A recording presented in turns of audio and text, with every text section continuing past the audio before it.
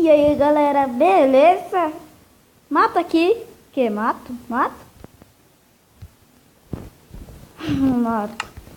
Eu vou mostrar como minerar muito rápido, cara. Vocês precisam achar um lugar plano. Que é muito minerar. Tu tem 6 madeiras. Se tu quiser pode pegar até mais.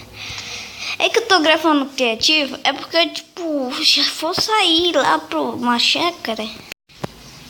E então eu tenho que estar gravando isso daqui rápido pra upar. Então, você faz uma pá e uma picareta. Aí você desce.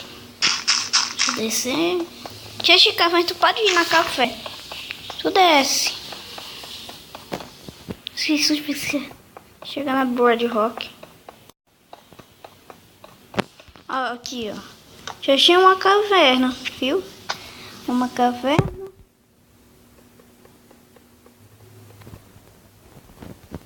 Aí você sobe 10. 1, 2, 3, 4, 5, 6, 7, 8, 9, 10. Você começa a cavar por longe. Sem um túnel. Achei, ó. Aí esse túnel vai levar a tua vitória. Isso foi bem pequenininho mesmo. Que demora pra upar. Você não sabe o último tanto que demorou. Demorou tipo mais 3 horas. Deixa esse caverna aqui de tocha. Já achei ferro. Já redstone, ferro. Carvão. Diamante, aí ó. Diamante, ó. Diamante, maluco.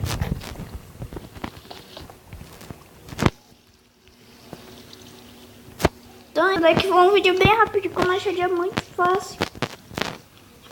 Aí vocês fizeram que não foi uma montagem do mundo lá nesse mesmo, naquele mesmo lugar. Aí, ó. Diamante, ó.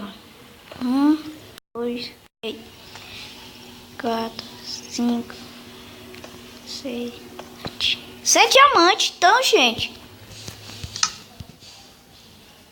Esse foi o vídeo bem rapidinho. Para já é o diamantezinho. Então,